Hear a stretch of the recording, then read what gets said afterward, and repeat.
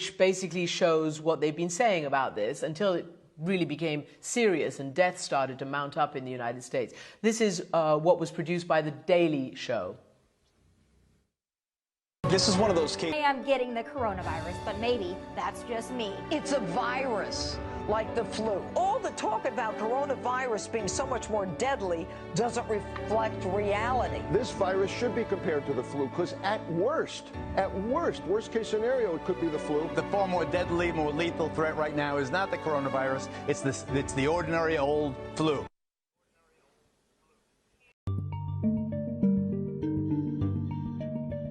Scaring the living hell out of people, and I see it again as like, oh, let's bludgeon Trump with this new hoax. By the way, this program has always taken the coronavirus seriously, and we've never called the virus a hoax.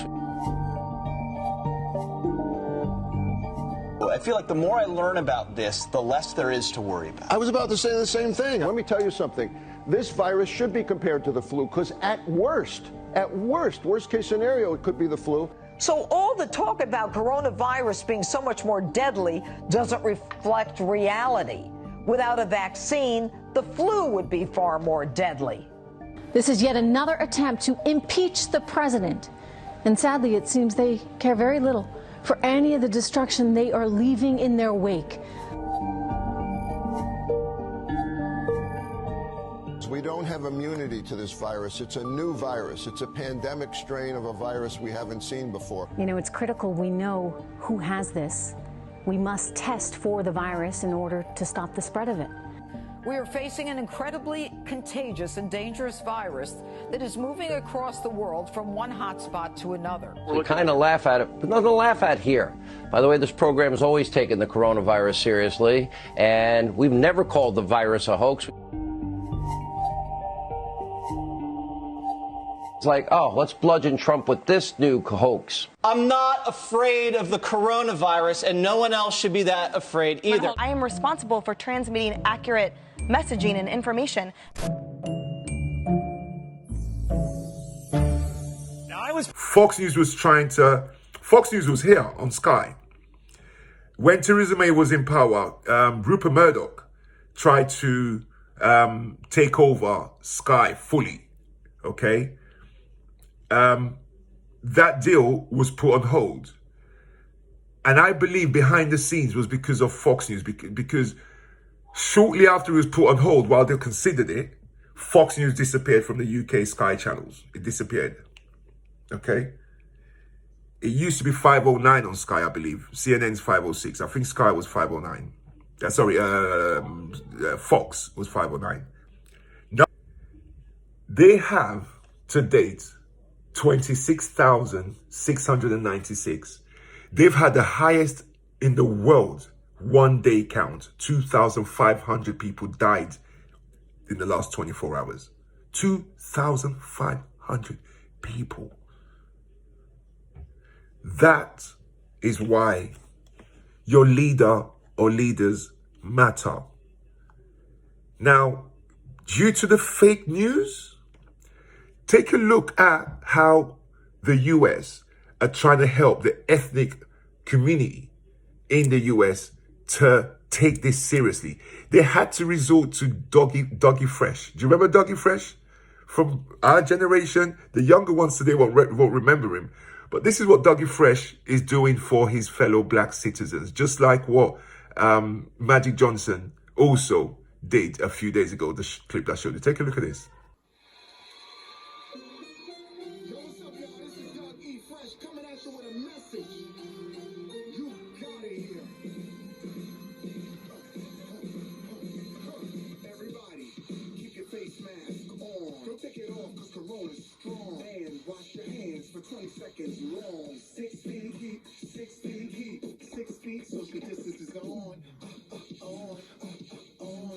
Now, fake news is so rife and is killing people that this is what they're having to resort to counter what Trump and those other stations like Fox, plus what all of you have been passing around each other.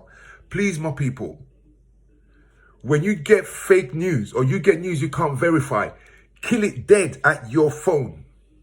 Don't pass it on. Because you might not believe it, but when you pass it on, the next person might. And pass it on to someone else who does. And the next one who does. Please, people, when you get these messages on your phones, kill them dead. Don't pass it on. This thing is not about 5G. This thing is real. And people are really dying. Okay? Now, the numbers here on the ethnic side of things is pretty diabolical too.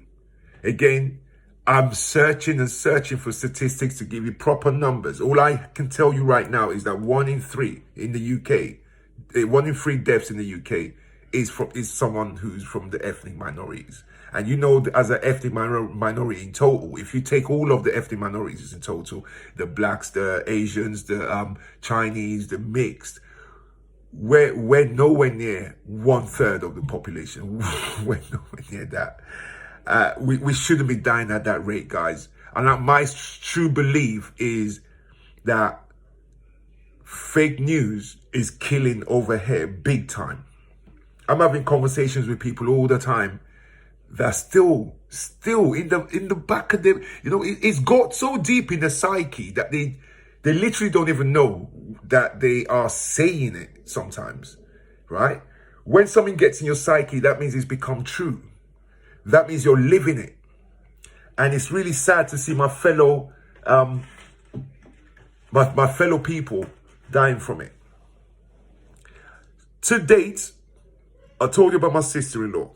That's just the closest person to me, and that's just one person. To date, I can count 17 people that I know have now passed away. 17.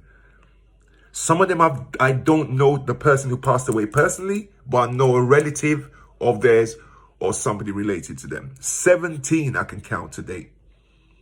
A few days ago, last week, I told you guys I was at 11. I am now at 17 have died, and only 5 have recovered. So in total, I know 22 people now, and that's just me. 22 people I know have contracted this thing, and only 5 have pulled through. 17 have died. That's a terrible ratio. Terrible ratio. This thing's serious. And I don't know what we can do to counter, to do what the Americans are doing, like what Dougie Fresh is doing with with helping people. One thing I do know, right, is there needs to be a government-run campaign, right? Priti Patel, our Home Secretary, started a campaign about domestic violence, as I discussed on yesterday's video. They need to start a fake news campaign. Just like you see on TV all the time now about stay home, save our NHS. They need to start a regular televised campaign warning people against believing against this. Because they're going to have an issue when the medication for this comes out. They're going to have an issue when the vaccine for this comes out. They need to be very, very, very transparent about this. Because if they're not, they can have all the vaccines they want. If half your population isn't vaccinated and this stuff comes back round again, guess what? You're still going to get deaths. Although I'm not saying I fully would just take the vaccine without doing my due diligence on it, everybody should. We have to watch the progression of things. Things happen organically that you can't deny. This is nature. This is natural, right? Watch the progression. Japan seems like they're ahead of the race right now in finding not a vaccine, people, but a treatment. Japan looks like they're ahead of the race. And at the moment, the chloroquine that was being trialed, they've now stopped that trial since 11 died in Brazil. So where are we with this? We need to avoid as many more deaths as we can between here and the US, guys. We need to address public testing. Can you imagine? My sister-in-law has gone home. She didn't even get dropped home. She got in a taxi and went home. They haven't gone to a house to test her son. to see if he's had it. We don't know if you can catch it back again because this is a very new virus. So because we don't know she might catch it back again, you send her home to someone you haven't tested. That's what we're doing in my UK. Where is my old UK gone? Where is our leaders? They led very, very competently during the Brexit debate and the Brexit arguments. Now Brexit's over. Where are they? Where is their common sense? Where is their oomph? Where is their fight? Where is their distress at the numbers of people dying? It's non-existent, in my opinion. Because if you can send, and I wouldn't know this fact to tell you if my sister-in-law hadn't suffered this. I would have totally guessed that when someone suffers and you release them and they go home, that you'll make sure while they're in hospital that the people at the house are being tested. That you're finding out where they went. We're not doing any of this. She was treated, said kicked out of hospital. I say she was kicked out because they told her 5 days she was gone. 5 days from the Tuesday, they told her she had left. She was gone 2 days later. Literally, she came off the ventilator. They checked her the next day, see she was breathing fine, and told her to go home. No test for the community, no test for the people around her, no test for her son who lives in the house. I really am shocked. Anyway, what can we do for the ethnic communities here is my my quest. Let me tell you what truth means and being honest with your people. The French president yesterday admitted, okay, yes, my people, we here in France were too slow to act. We should have acted faster. The French president said this. Donald Trump, you're not going to hear him ever tell you he acted too slow. You won't even hear him say that at one time he thought it was a hoax. You won't even hear him say at one time he thought the other party, Labour Party, imagine Boris Johnson saying to his crowd and the press that Jeremy Corbyn started this virus so he can win the election against me. That's what this guy was telling people. Yet, you won't hear him come out and say, we started too slow. You won't hear Boris come out and say, we've started too slow. We put the lockdown in place 2 weeks too slow. We started getting our act together a month too slow because we should have started buying up stocks of what we would have need, seeing what China's people were going through and what they needed to survive it. We should have started buying our stocks from January. All right? So that by March, when lockdown came in place, when the numbers started to really hit, we would have had enough then to still be buying more now. But we would have had a stockpile of stuff. Would Boris Johnson come and tell you that he was wrong, that he started too slowly? I don't know if they'd admit that. But I know they did. Because it's clear from those who acted in January. Jacinda in New Zealand. Merkel in Germany. Those people acted in January before it even came to their shores. If every country had done that, you know we're close to 2 million right now, right? Worldwide. We're basically 1.9 million. By the end of today, I predict we'll hit 2 million dead. Sorry, 2 million infected, I beg your pardon. Right? We'll hit 2 million infected. So, of that 2 million, about 100,000+ have died. Right? The flu, as far as I know, kills around about the 20-something thousand. So all those that were saying, it's just a common flu. When did the 2 million people ever contract it and way over 100,000 people died from it? Right? So I'm urging our leaders to run a campaign solely for my ethnic minority fellow citizens. Solely for them. Please. America's doing the same thing. Help the ethnic minorities survive this. Do what you can to get into their minds. Right? Promote put out an information video warning against listening to fake news, giving them some facts. They might not believe you because it's coming from the government. So you got to be careful who you use to send the message out there. Many of them do not trust you, the government. And I don't blame the black communities across the world. They've been so antagonized. They've been so oppressed. They've been so treated badly. They're shot dead without a gun in their hands. And then the police officer gets off in trial. It's the only time the black people get justice in the West is when even a blind man could see that this one, you gotta go down, buddy. Nah, we can't get you out. This one, buddy, you gotta go down. Right? Other than that, we as black people, as ethnic minorities in the West, have suffered a lot. So I do understand the reluctance of my fellow citizens in trusting anything that the authorities say. However, my advice to you guys, and I've been doing with this video, is don't take their word for it.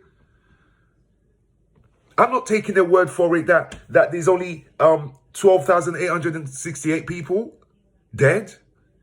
That's the government talking. Of course it's fake news. Of course they spread fake news. Everyone's got an agenda.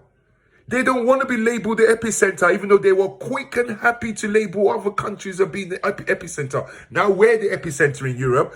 No, let's keep away the deaths in the community and the deaths in nursing homes. Let's do the sum. What difference would that make?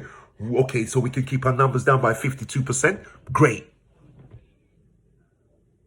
So yes, do not believe the government. But what I'm saying to my fellow citizens, and especially directed at you, my fellow ethnic citizens, is to do your own due diligence. Do your own research. Be informed about this thing. The worst thing you can do is to hear a government minister or someone representing the government make a speech and you just totally blank it. That you can't do. Take the information that you hear from that, go on your computer, go on your phone, look up what it is that you're not sure about. Whatever it is that you doubted in their speech, go look it up. Have conversations with people who you think might know. Come on platforms like this. Put your questions out to me. Email me. I'm not saying I'm an expert, right? But not everybody knows sometimes where to find information. And it's critical to know where you find information from. So what I'm advising, is make sure you research information. Don't close your mind. Like I keep saying to you people, these people matter. They run every part of our lives. They can cause you to die. Trump's behavior and the channel that follows him is killing thousands over there right now. It's not a coincidence. Over here, it's not a coincidence. We in the West probably believe these fake news. We in the English-speaking West, should I say, probably believe these fake news videos and information that we're seeing out there more than the French, the Spanish, because of the movies that we watch and all the stuff that we listen to and we talk about. Okay? Please, people, pay attention. Be informed. And next time you go to vote, make sure you vote a leader that looks competent.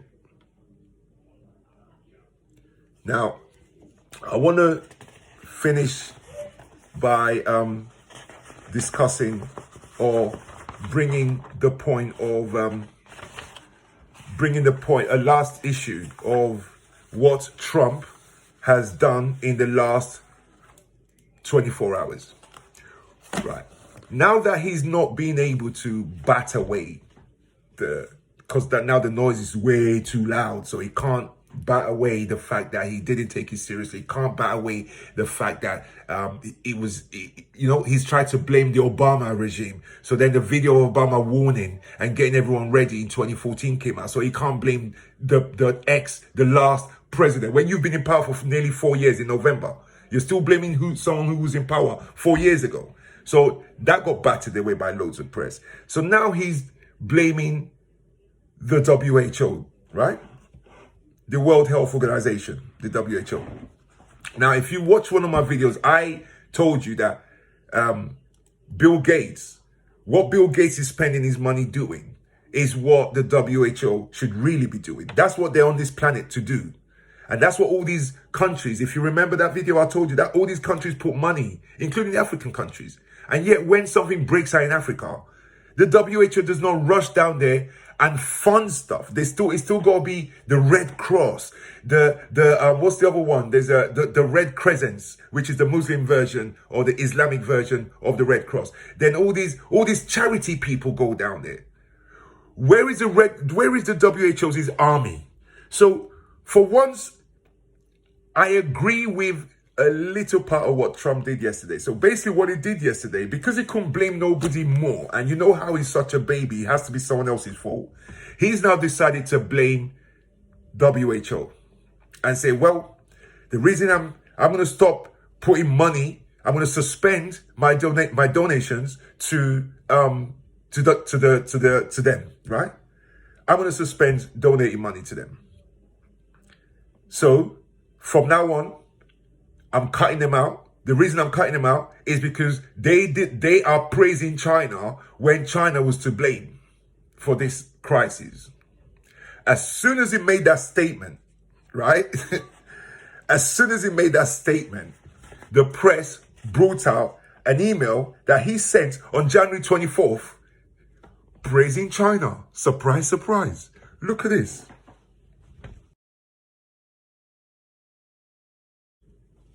Right? So I'll read his email out to you. His email, what's it called? His qualm is because that WHO have been praising China.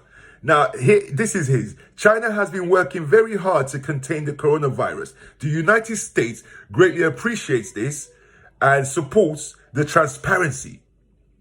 It will all work out well. In particular, on behalf of the American people, I want to thank President Xi. This guy puts out this tweet on January 24th, at a time when he should have been working on preparing his country. Then he turns around yesterday and says, the WHO praised China. Why would they praise China? So now I'm not going to donate to them, okay? Bill Gates was asked about this, and he spoke up real quick, right? There's Bill Gates' tweet that he put out yesterday. I'll read it out. He says, halting funding for the World Health Organization during a world health crisis is as dangerous as it sounds. Their work is slowing the spread of COVID-19. And if that work is stopped, no other organization can replace them. The world needs, at WHO, now more than ever. That's from Bill Gates in response to this idiot who has just compounded the issue. This is the chart of who donates what to the WHO. Have a look at this. So just in case you didn't see that properly, this is the chart. And as you can see, right, let me make sure you see that. At the top, with 553 million, let me see, yeah, there you go. With 553 million is a year, that is the US. Next, look who's next that donates to the WHO. Bill Gates is the second higher. The Gates Foundation is the second highest. Yeah, so those of you who label Bill Gates an evil person and wants to take control of your heart and your soul, he is second. His foundation is second only to the US in donations to the WHO. Now, the WHO is not owned by Bill Gates. It's not owned by any country. It's like the United Nations. It's like the health body of the United Nations. Bill Gates is the second highest donator. Then you got the Gavi Alliance, which is another It's like another foundation, basically. They're third with 316. So let me say the numbers. The US donates 553 million a year. Bill Gates donates 368 million a year. The Gavi Alliance donates 316 million a year. Then the UK comes fourth with 294 million a year. Then Germany comes fifth with 214 million a year. Now he's gonna, because he feels shame of being exposed and he feels incompetent and he feels uncomfortable that all of a sudden his whole country is now really looking at him and he's not being able to bat it off no more. He's not blaming China no more. He's not blaming Obama and his old regime anymore. He's not blaming fake news. He's not so who do I blame? Who can I blame? Let me blame the WHO. Yeah. Let me blame them. And then to make it worse, I'm going to cut the money I'm sending to them. Now, is that dumb or what? When you cut 553 million from an organization like the WHO, do you not think it's going to affect the least people that need to be, it would affect more people that need protection than those who don't? He's done this all because he's ashamed at being found out, because he's had to admit, and he hasn't even admitted it, but he's saying, basically what he's saying to his listeners is, look what I've done to the WHO. I'm going to seize their money. I'm going to stop giving them money because they just did not behave correctly. And because they didn't behave correctly, that's why we're where we are. Big lies. Big lies. Guys, look. Fake news is all around you guys. You just got to recognize it, mate. I recognize when the BBC lied to me. Why? Because I'm informed. So should you be able to recognize when the BBC lied to you, bruv, people. Because when the BBC told me about the numbers of the deaths and then they tried to just kind of slide it in behind the information that they're not including the nursing homes and deaths in the community, and quickly moved on from it and didn't ask any questions about it. I just gave it to you like you're saying, oh yes, and Mr. James had dinner in his conservatory, and then he forgot to put his plates away, and then like it's nothing. Like it's nothing, right? Guys, I'm going to end this video now, okay? Today's topic, I couldn't break this into two parts because, into two topics, because this topic is that important. The crux of what I'm trying to say to you people, guys, is the UK government needs to start testing people, okay, before we even discuss opening up. And even when we open up, we've got to open up in sections. We've got to open up piece by piece by piece. A restaurant with a capacity. Let me show you just the last bit of information I need to show you. Just what the New York, this is what the New York State Governor, Andrew Cuomo, this is what he is talking about. I'm going to put this up and then I'm going to discuss it with you. Have a look at this. So these are his, this isn't the New York, I beg your pardon, this is California, because California's done really well, so they're opening up now. But this is how they are opening up, guys. They want face coverings when we tell you to come back out. Everybody has face coverings.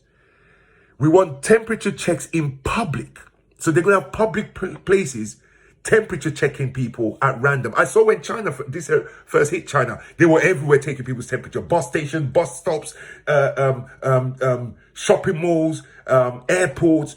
Everybody before had to queue up and get tested. Have you seen anything like that here? No.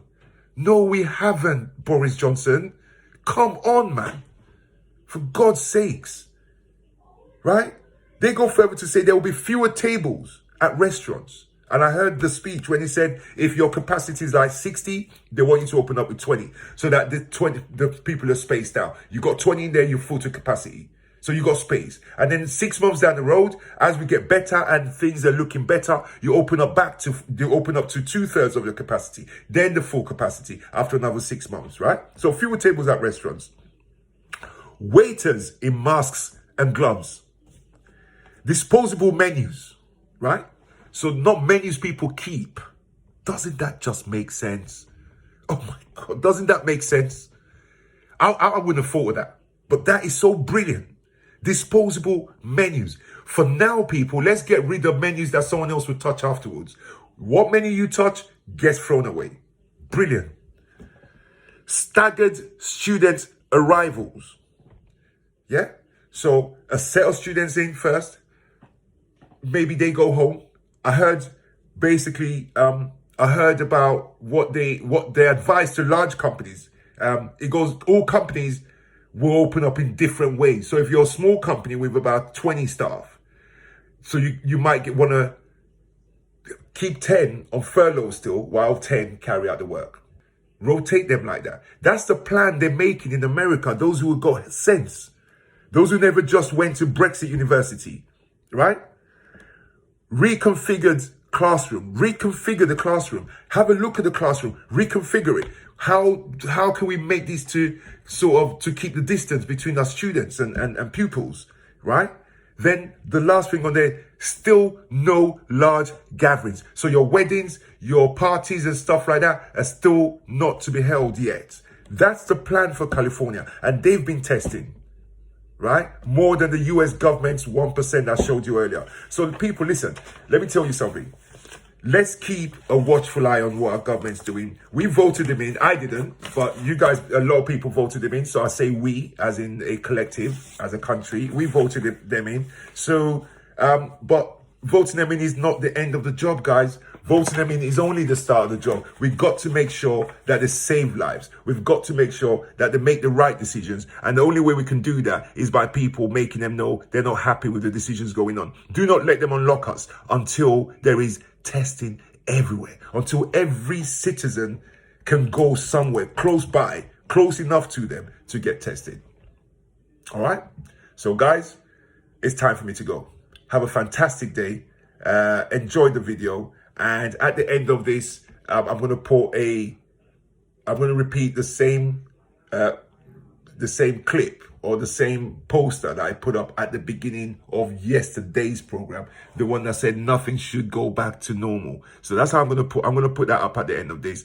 In the meantime, guys, take care of yourselves, look after yourselves, and stay wise and stay sharp, and break the chain of fake news. When it arrives at your phone, break it. Don't pass it on, because that other person will then pass it on to other people. Treat fake news as if it's the virus. Social distance yourself from fake news. Okay? Fantastic. Have a brilliant day, guys. And I'll see you tomorrow. Take care. Bye-bye.